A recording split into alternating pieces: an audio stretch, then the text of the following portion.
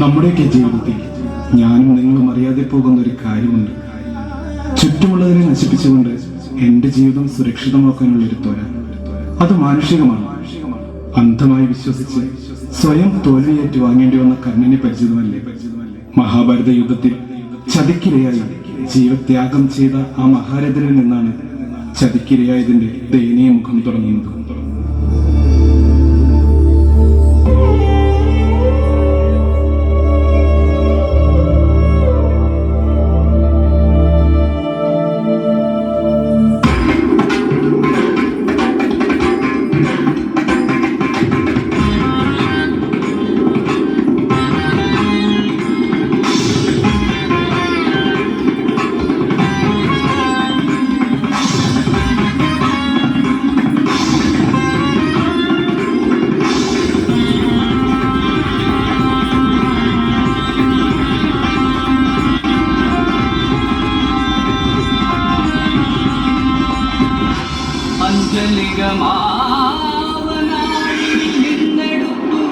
അഗ്രജൻ തൻ ശിരമറുത്തു പാർത്ഥൻ ഒരു ശ്രോണഗിരിശൃംഗമെന്ന പോല സൂര്യ തേജസ്സൊടുങ്ങി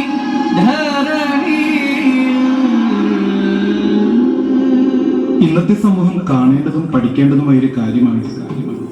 ഈച്ചതയുടെ മുഖവും പൊയ്മുഖവും കാലത്തിനൊപ്പം മാറി വന്നു. ഞാനും നിങ്ങളും അടങ്ങുന്ന സമൂഹം ഈച്ചതവിനെ സ്വയമേവ നെഞ്ചിലേറ്റു.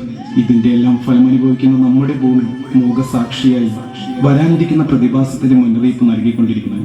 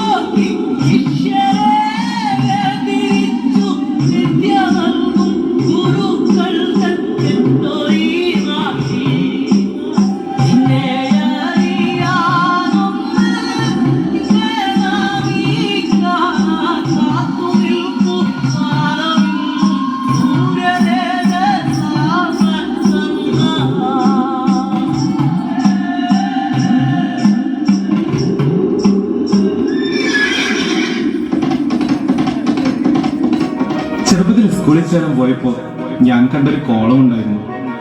നീ ഹിന്ദുവാണോ, ക്രിസ്ത്യാനിയാണോ, മുസ്ലിം ആണോ എന്ന്. അന്ന് അതത്ര വലിയ കാര്യമായി എടുത്തില്ല. പക്ഷെ ആ ചോദ്യം നമ്മൾ പോലും അറിയാതെ നമുക്കിടയിൽ ഒരു അതിര് പണിതെടുക്കുകയായിരുന്നു. ആ അതിരിനുള്ളിൽ നിന്നുകൊണ്ട് നമുക്കുണ്ടായിരുന്ന കൊച്ചു കൊച്ചു സൗഹൃദങ്ങളിലെ സന്തോഷവും സങ്കടവും കാണാതെ ഞാൻ എന്നിലേക്ക് ഒതുങ്ങി. ഞാൻ വളർന്നു, അതോടൊപ്പം എന്നിലെ അതിരി.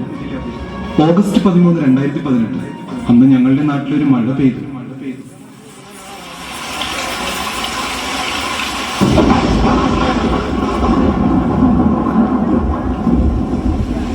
നീരൊഴുക്ക് കൂടി വരുന്നു. എന്ത് ചെയ്യണമെന്നറിയില്ല, ആരെ വിളിക്കണമെന്നറിയില്ല.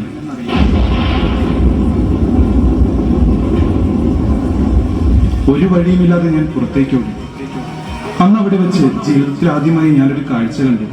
പണക്കാരൻ പാവപ്പെട്ടവൻ, പണ്ഡിതൻ പാമരൻ, താണജാതി കൂടിയ ജാതി, ജീവന് വേണ്ടിയുള്ള ഇവരുടെ എല്ലാം നിലവിളിക്ക് ഒരു സ്വരമായിരുന്നു. പോകപ്പുകിയ വെള്ളം നിറഞ്ഞ് പണ്ടുണ്ടായിരുന്ന മതിലങ്ങ് മൂടി. അതോടെ അങ്ങനൊരു അതിലുണ്ടായിരുന്നത് പോലും മറന്ന് ആളുകൾ ഒന്നിച്ച് കൈകോർത്തു. സന്തോഷിക്കാൻ പാടില്ലാത്ത സമയമായിരുന്നിട്ട് കൂടി ഞാൻ സന്തോഷിച്ചു. കാരണം എന്റെ വീട്ടിൽ ആദ്യമായിട്ടാണ് അത്രയും അതിഥികൾ ഒരുമിച്ചെത്തുന്നത്. ഞങ്ങൾ പരസ്പരം സംസാരിക്കാൻ തുടങ്ങി, രക്ഷപ്പെടാനുള്ള വഴികൾ ആലോചിക്കാൻ തുടങ്ങി. ഇതെല്ലാം എനിക്ക് പുതിയ പുതിയ അനുഭവമായിരുന്നു. പക്ഷെ അവിടെയും സുരക്ഷിതമല്ല എന്ന് മനസ്സിലാക്കാൻ ഒരുപാട് സമയം വേണ്ടി വന്നില്ല.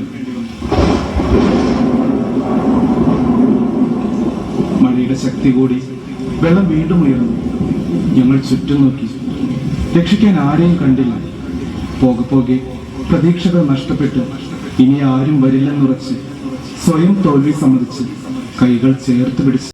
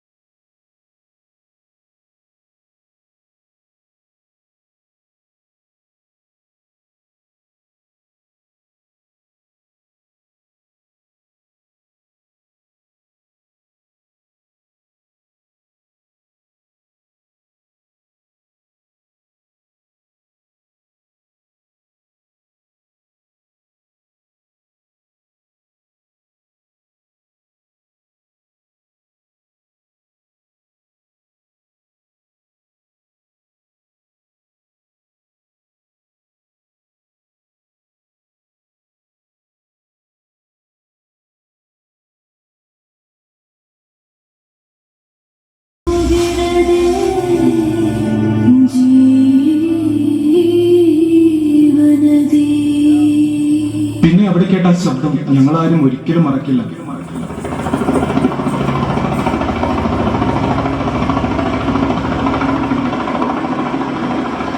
ജീവന് നേരെ നീട്ടിയ ആ കൈ ഹിന്ദുവിന്റെയോ ക്രിസ്ത്യാനിയുടെയോ മുസൽമാന്റെയോ അല്ല, ഇടതിന്റെയോ വലതിന്റെയോ മറ്റൊരു രാഷ്ട്രീയ പാർട്ടിയുടെയോ അല്ല, മറിച്ച് ഞങ്ങളെ കൈപിടിച്ച് കയറ്റാൻ വന്ന ദൈവകരമെന്ന് തോന്നിപ്പിക്കുന്ന കരങ്ങളായിരുന്നു. ജീവിതത്തിലേക്ക് കൈപിടിച്ച് കയറ്റാൻ വന്ന ആ കൈകൾ കറുത്തതോ വെളുത്തതോ എന്ന് ഞാൻ നോക്കിയില്ല. പക്ഷെ ആ കൈകൾക്ക് സ്വന്തം കൂടപ്പിറപ്പെന്ന് തോന്നിപ്പിക്കുന്ന ഉറപ്പുണ്ടായിരുന്നു. നെഞ്ചോട് ചേർത്ത് പിടിച്ചോടുമ്പോൾ സ്വന്തം അമ്മ ചേർത്ത് പിടിക്കുന്ന കരുതലുണ്ടായിരുന്നു. നന്ദി പറയാൻ ഇനിയുമുണ്ട് ഒരുപാടാണ്. അതിർത്തികൾ കടന്നെത്തിയ സഹായങ്ങൾക്ക് 5-ഇഞ്ച് സ്ക്രീൻ കൺട്രോൾ റൂമാക്കിയ പുതിയ തലമുറയ്ക്ക്, കുഞ്ഞു കൊടുക്ക പോലെ ഞങ്ങൾക്ക് വേണ്ടി പൊട്ടിച്ചൊഴുക്കിയ കുരുന്നു മനസ്സുകൾക്ക്, കേരളത്തിന്റെ സ്വന്തം നാവികസേനയായ മത്സ്യത്തൊഴിലാളികൾക്ക്, മുണ്ടുമടക്കി കുത്തി ഞങ്ങൾക്ക് മാതൃകയായി തീർന്ന താരങ്ങൾക്ക്, ഒപ്പം നെഞ്ചു വിരിച്ചു നിന്ന ജില്ലാ സംസ്ഥാന ഭരണാധികാരികൾക്ക്, പോലീസിന്, പട്ടാളത്തിന്, ഫയർഫോഴ്സിന്, KSBക്ക്, മീഡിയയ്ക്ക്, പിന്നെ ഒറ്റക്കെട്ടായി ഈ ദുരന്തത്തെ നേരിട്ട് കേരളത്തിലെ 3.5 കോടി ജനങ്ങൾക്ക്, മുന്നിൽ സ്വന്തം കാര്യം മാത്രം നോക്കാതെ നമ്മുടെ കുടുംബത്തോട് കൂടി നിന്ന നമ്മുടെ ഈ ജനതയ്ക്ക്, ചതി മാത്രം കണ്ടുകൊണ്ട് കർണനെ കൊന്നൊടുക്കിയ കേരള ജനതയുടെ ചരിത്രമല്ല നമ്മുടേത്. നാം അതിജീവിക്കും ഒറ്റക്കെട്ടായി. കാരണം ഇത് കേരളമാണ്, ദൈവത്തിന്റെ സ്വന്തം നാട്.